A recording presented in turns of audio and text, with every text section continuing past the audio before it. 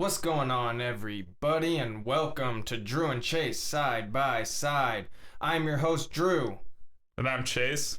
and this is a musical podcast where we randomly select a year, and we each pick an album from that year, and we put them up side by side. We see what we like, dislike, any similarities or differences.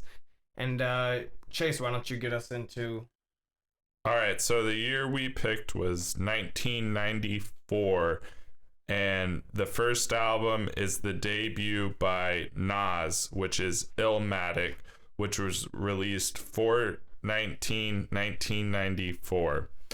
The next album is Pearl Jam's third, which is Vitalogy, which was released in November 22nd, 1994.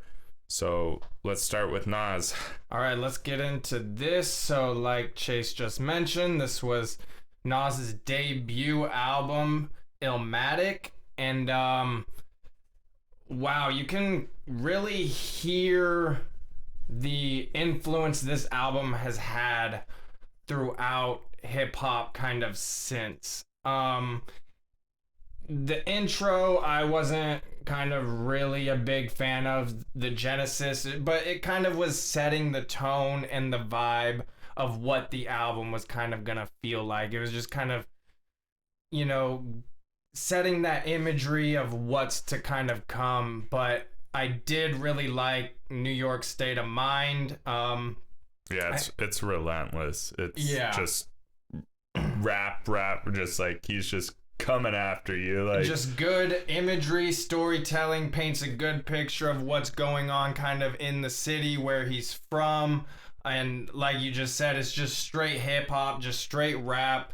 And then right when the hook comes in, it's very simple. It just repeats like New York State of Mind 4 times and then just straight into a second verse. And it's just more of the same, more of that rawness, storytelling. And that was definitely one of my favorites. And, a good, strong start to kind of have it as a first song on the album.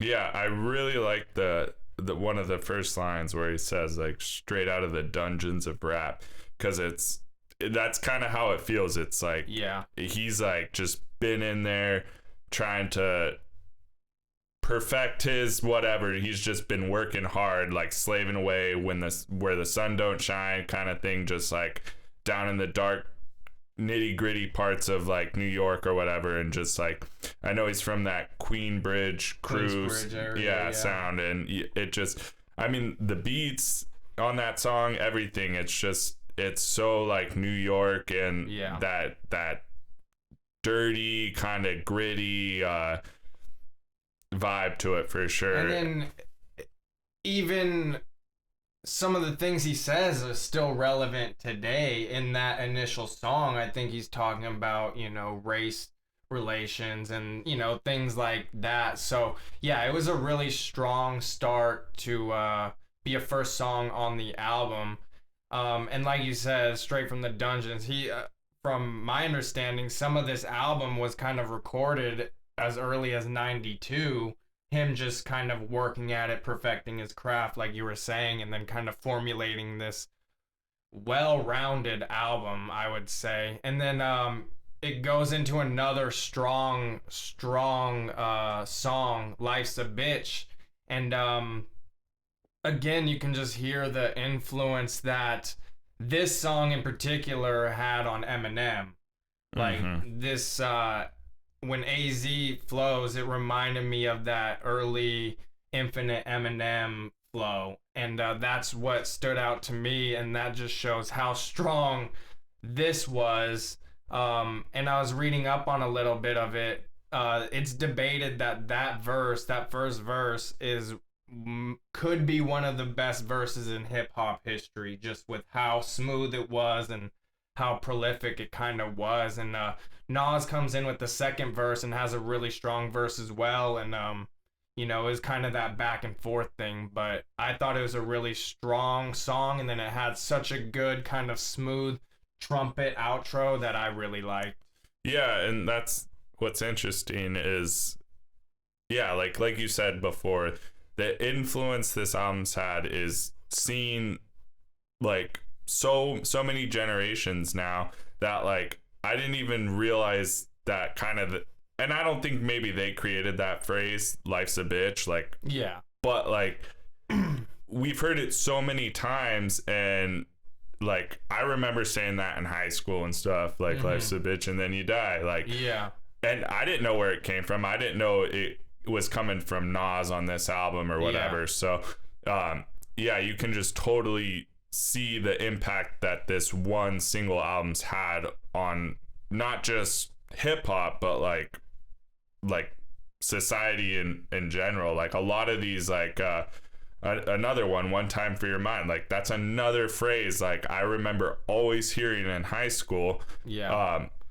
And not realizing it came from this album. So, and we'll get to that song later on or whatever. Well, but I mean, that's actually one of my other favorite ones, so we'll touch on it now. I mean, I know it's a little bit further down the line on the album, but yeah, I really like this one. It had a cool beat. He had a like cool, easy flow. It just seemed like it came really natural and easy to him on this one. And again, reading up on this, I think Eminem sampled this on Infinite. So again, you can just see the influence that Nas had on Eminem, and more in particular, this album in general. And yeah, that was definitely a standout song for me as well. Yeah, and it's just crazy because like I was saying, like you hear the influence he's had, but you also hear his influence, and like I hear a lot of like Biggie on it, and a lot of just like Wu-Tang, Biggie, like the East Coast that stuff, East Coast Public sound. Enemy, like a lot of the just like classic New York, like hardcore East Coast rap and stuff. I'm sure there's some others that I'm not even aware of that have been bigger influences too, like, you know, like Rakim, I think, and like I don't really know, I'm not too familiar with them, but like I think that's all kind of in that KRS-One, in that kind of like influence of like what hip-hop was to become, you know. So yeah, exactly. It definitely had that signature East Coast sound, from the producing, the beats, just that rawness, that boom bap feel, just that even to the soulfulness of it. It just really captured that East Coast sound. I did think it was a pretty solid album all the way through. But some of it, in my opinion, just kind of sounded similar. Like there were the standout ones to me that I really gravitated towards. But in general, it all just kind of, ran together, which isn't a bad thing, because that's kind of what you want in an album. You want something cohesive that you can listen to straight through, which this was, I found. Yeah, it's almost like a concept album without it having to be like they're all individual tracks, but it's kind of to the point where it's like it's just a narrative of a young black male in Queens in the 90s, like exactly. So and that narrative just runs through. So it's different scenarios, different situations he's kind of like rapping about, and like on the song One Love, he's kind of like, you know, writing or talking to someone in jail in the first verse, and he's kind of like saying like, this is what's going on out here, hey, say what's up to the homies that are in there. So it's like it's just this really intense like narrative of New York in the 90s for like a young black male. And you know, as a white guy from the West Coast, like I you know, I've watched documentaries, I've read, I've done my research and stuff like that about that era and stuff. But it, like we were saying before, it's like, it's hard for me to like relate to this album on a lot of like personal levels, because I'm just not there. I'm not that, you know, there, but I understand a lot of it. And then the wordplay, all of that like makes it really easy to listen to. And yeah, I think it was on the track Halftime. Like, I like that you got that old school like scratching vibe. Yeah, like, there was that hip hop break. Like, you don't hear that a lot anymore in hip hop songs, which is kind of like a crime, I think, because I think that was such a part of like hip hop back in the day, was scratching. And I think that should be brought back, honestly, because it gives it like just, it's like almost like a guitar solo in a song, you know. It kind of like it gives like the DJ a little personal touch, you know. Yeah. And I think that was one of the ones that was recorded in 92, where he was in the studio and just really trying to, you know, prove himself. And that was definitely a standout song. Just, it wasn't necessarily one of my favorites, but you can hear the hunger, you can hear it, and like you said, it just kind of had that straight hip hop feel to it. This was my first time actually diving into this album. I know I've listened to Nas in the past. I guess it was more of his other album, Stillmatic, which I believe had one mic on it. And then also later on, I was listening to Hip Hop Is Dead and then his N-Word album. So I've been familiar with Nas, but I find it really surprising that I never really went back and listened to this album all the way through. There's definitely songs I've heard, but it was a good reason, because I know our last episode I said I'm not really, you know, into that East Coast sound, and that's kind of why I purposefully chose something with this, is to, you know, it's not my favorite, but it's like I want to kind of force myself to kind of get more familiar and you know, listen to it, because I have always had that bias against the East Coast, West Coast. They really did have that division work for in hip hop for a long time, and I fell in line, and you know, that's kind of why I wanted to choose this, is to kind of get that East Coast sound, especially with me just saying I don't really like that East Coast sound. And it's so interesting to me, because someone that's not as big of a like hip hop person on a day-to-day basis, like you know, you think of like the West Coast, East Coast, like they're so similar in terms of like you know, the young kind of stereotypical black male of what is being rapped about, like drug dealing, guns, hoes, all that stuff that's referenced in both albums, or like, you know, any album from the era. But like there was such a rivalry, you know. It's so interesting, because it's like we're talking about the same thing, but we're just on two opposite sides, you know.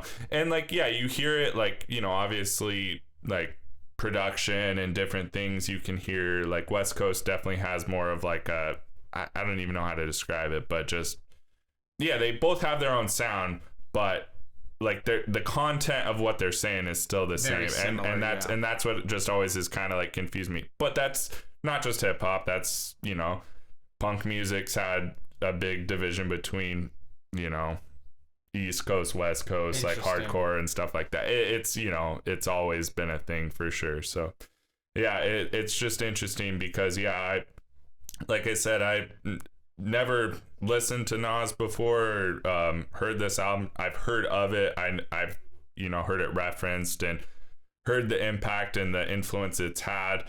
And after listening to it, I definitely can hear that in other places throughout hip hop. And it was good. Like, I didn't mind listening to it at all, especially the wordplay, all that stuff, and the beats were cool and stuff like that. But just some of the content I just can't relate to. Yeah, it was hard to be like, oh man, like I want to go back and like really like hear this all the time, I guess. Yeah, no, it's definitely one of those where you can appreciate as an outsider and just kind of, you know, taking it in for what it is. Like you said, this narrative on the culture and that era of him growing up and telling his story.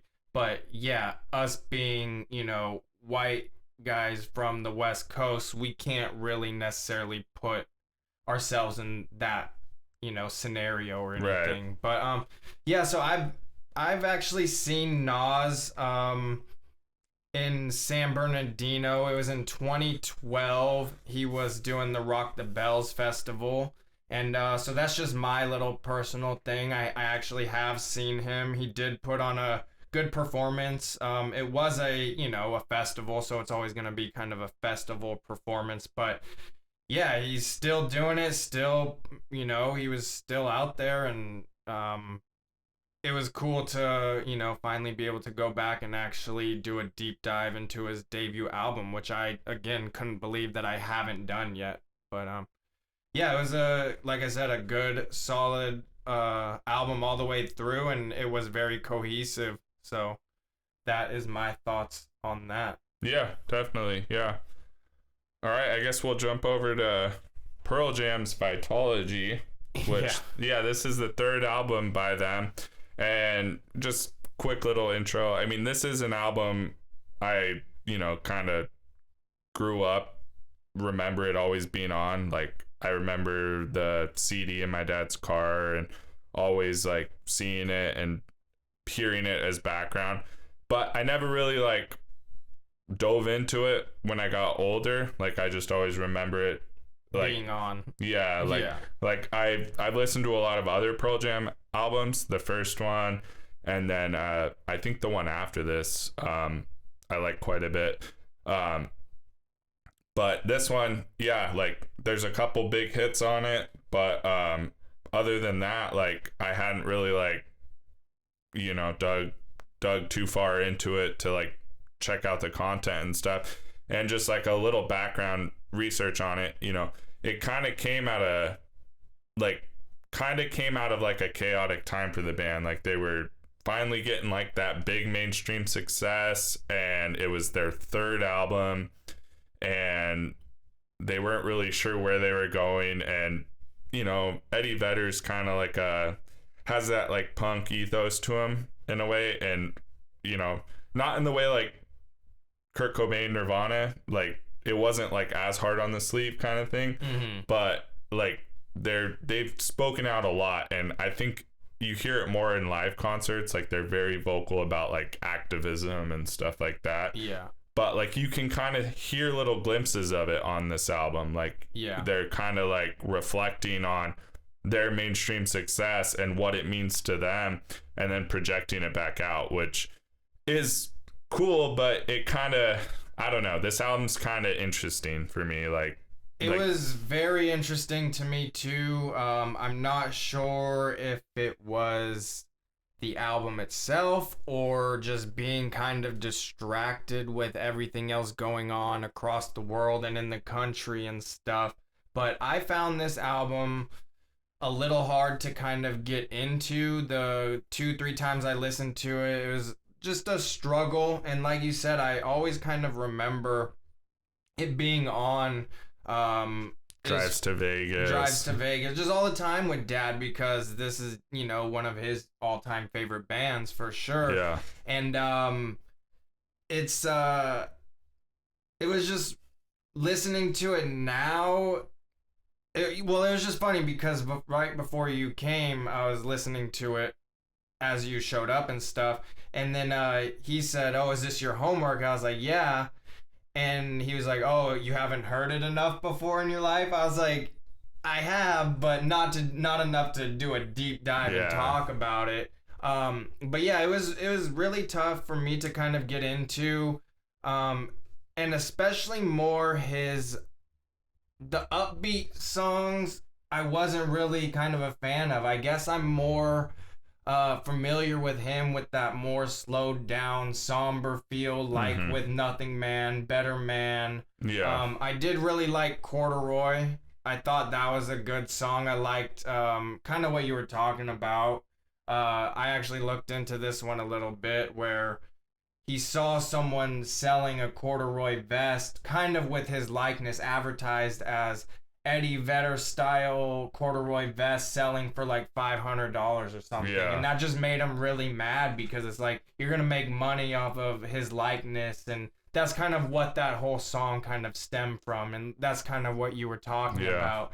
you can kind of hear glimpses of it here and there. And kind of talking on a similar subject, Bugs, an interesting song, but referring to the media as bugs. Yeah. And I just thought that was really interesting. Yeah, I didn't know that that's what that was about, but like I knew there was some bigger meaning to that song. Like I knew it wasn't just about bugs. Like you know, I knew there was some. I couldn't pinpoint exactly what he was referencing, but he's like, yeah, he's talking about, should I join them? Like, you know, they're in my head, they're in my like ear, they're in my head. Yeah. So like I almost thought about it like almost, I don't know, like it could mean a couple different things and stuff, and that I mean that's a good songwriter, like leaving things precise enough that like if you listen to it once it's like, okay, that was a creepy bug song, like whatever, but like then it gets you thinking too, like, well, what could that mean? Bug? What bugs me? Yeah, exactly. And I really like that. And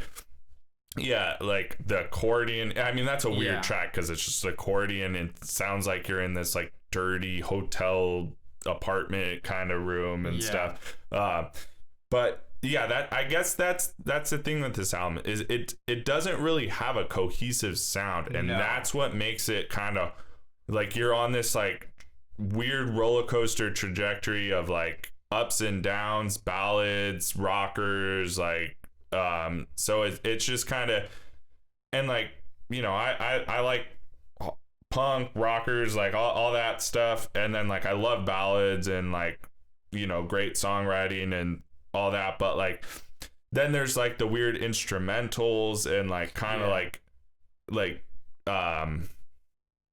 like experimental kind of tracks and stuff, so it is weird, and I guess that kind of became like Pearl Jam's like MO after this album. Like they were like, okay, we'll be more experimental, we'll be more like, you know.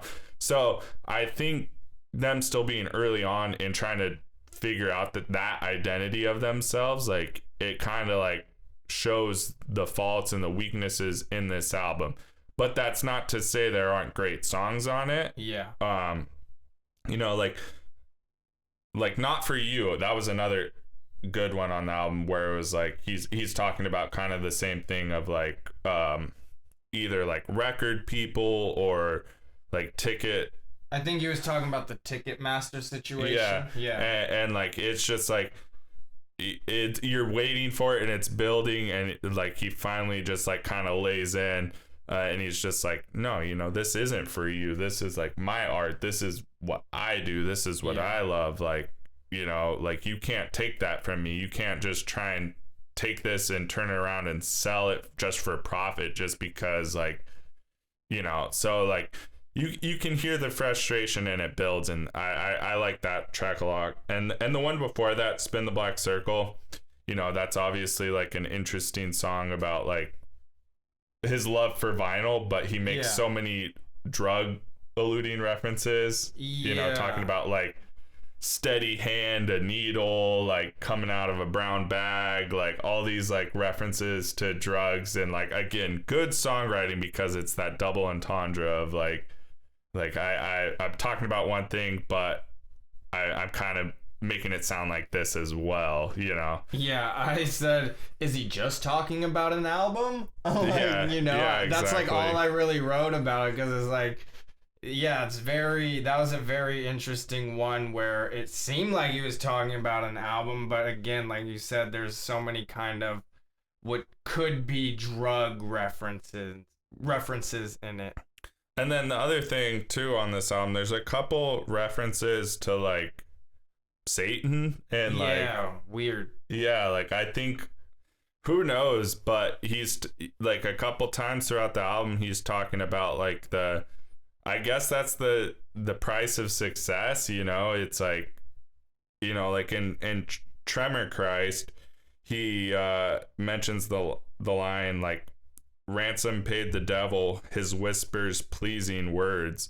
Like he's talking about like, you know, if we want to go to that level, you know, like we kind of got to listen to the devil essentially to, you know, kind of get there. And then he talks about it later on in like Satan's Bed, where he's like, I never have been there, like I would rather like resisting the temptation. Yeah, like I would Withstanding. rather accept responsibility for myself, like my fall and my flight and fall for myself, not because of anybody else, which is just interesting because I don't know, like just at this time and with grunge and alternative music and stuff, like I just don't feel like you heard that kind of content coming from that scene so much. Like a lot of it was dark and grungy and, you know, reflecting on the world they were living in, but not so much about like the actual like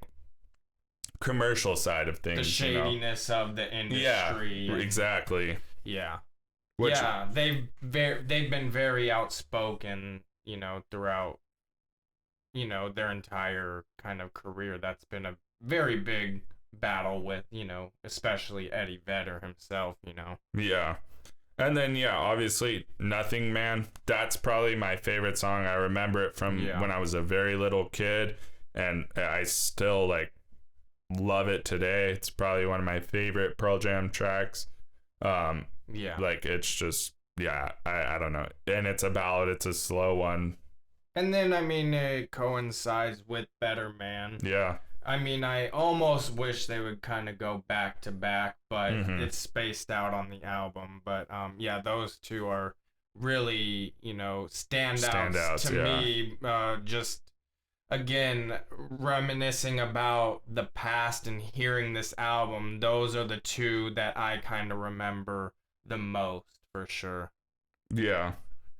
And then I know, did you have any other comments on the album? Because I know you had a story about that. Yeah, and like we were saying earlier, there's you know, like Pride 2, Devantia, and Stupid Mop, like all those songs are just kind of whatever to me, like album fillers, whatever. Again, messing with that experimental vibe. Didn't really do a whole lot for me. Immortality was a good song too, though. I did like that one. That one kind of like was towards the end. And it was like kind of, it kind of reminded me of like a classic grunge song, because it started with kind of like that like quiet like ballad type song, and then builds to like that like kind of like big just that grunge sound. And of, like, that's what they seem to do well. Like, I will, you know, give them that with that. It's like they really knew how to kind of capture that sound. And it's kind of like we talked about with Nirvana. It had a very similar thing with that build up and quiet, breakdown. loud, and it reminded me of that for sure. Which is what's interesting though, is like when I was listening to this album, usually like, I don't know, like your brain, when you hear something, you want to relate it to something else you've heard before. Yeah. Pearl Jam is one of those bands when I listen to, I can't be like, they sound like this, like, or they sound like another artist. I'm not saying that they sound like Nirvana or anything. I'm just saying that format of the quiet, loud, and how that they dynamic, mastered it and knew how to use it. And I thought, you know, that was so like what I'm saying is like, you know, with Nirvana, like I hear a lot of the Pixies, the Meat Puppets, like those kind of bands, like, which they were very vocal about them being their influences. With Pearl Jam, you hear like classic rock like influence a lot, but like I wouldn't be like, oh, they sound like Led Zeppelin, or like, I don't know.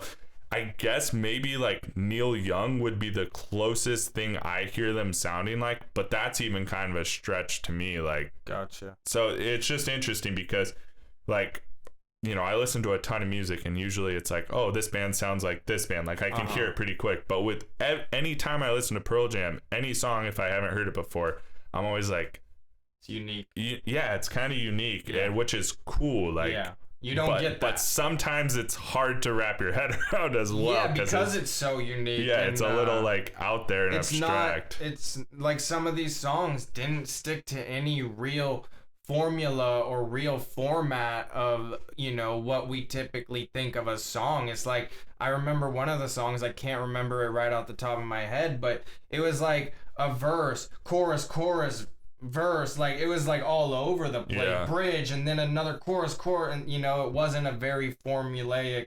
outcome. But that's what's cool about music, is that you don't have to stick to a formula, and you can kind of do what you want. But we're just so programmed to be like, verse, chorus, this is bridge, how it's supposed to be. chorus, outro. Like, that, like you're saying, that might be what was so hard to, you know, focus in on the album, is because of that, where it, you know, was kind of yeah, definitely. Yeah, and like as you were saying, you saw Nas, I saw them. I don't remember the year. I was probably in 7th grade, something like that. Yeah, and Sonic Youth actually was opening for Pearl Jam, and my dad took me, and it was actually really cool because before Sonic Youth opened, Eddie Vedder came out and did like a 3-song acoustic open for Sonic Youth, so they could have an opener, because Sonic Youth's huge too, and I wasn't into them at the time.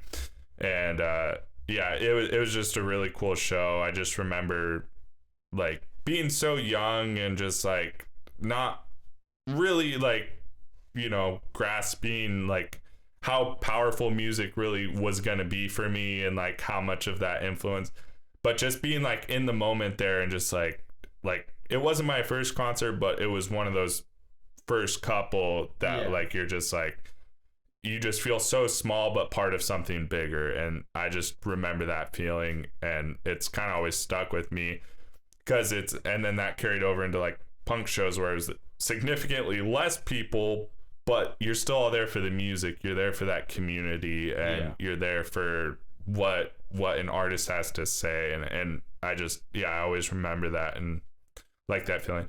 The one thing I regret is, though, we did leave early, and like as we were leaving, I remember they started playing Better Man, and we were like, I remember we were walking like out of the stadium, and then we were just like, no, let's just stand up on the concourse and like let's just listen. And so I just remember those little details about it. But what's up with our parents wanting to leave early all these places? always yeah. Gotta beat that traffic. I don't know. I think that was on a school night too, and I was in middle school and stuff. Yeah.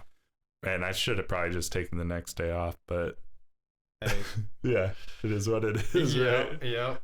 So that's cool. We actually both saw these artists. I definitely remember you know, seeing Pearl Jam back then. I think that was probably your first concert going to with just Dad, I would assume so. We had went to Velvet Revolver before. Gotcha. Yeah, but that was shortly after. Got it. Yeah.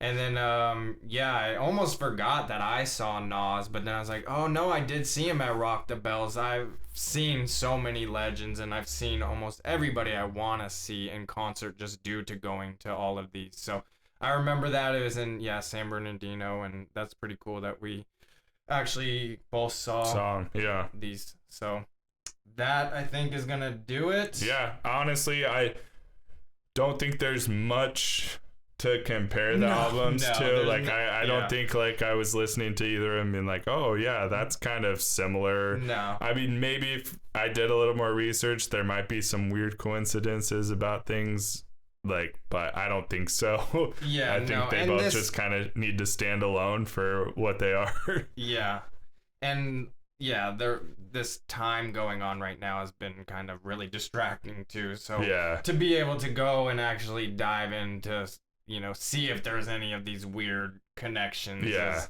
not really in the cards this time around. But so I think that'll do it. Any other things or good? Nope, that's all right, it. so that'll do it. Until next time, everybody. Peace.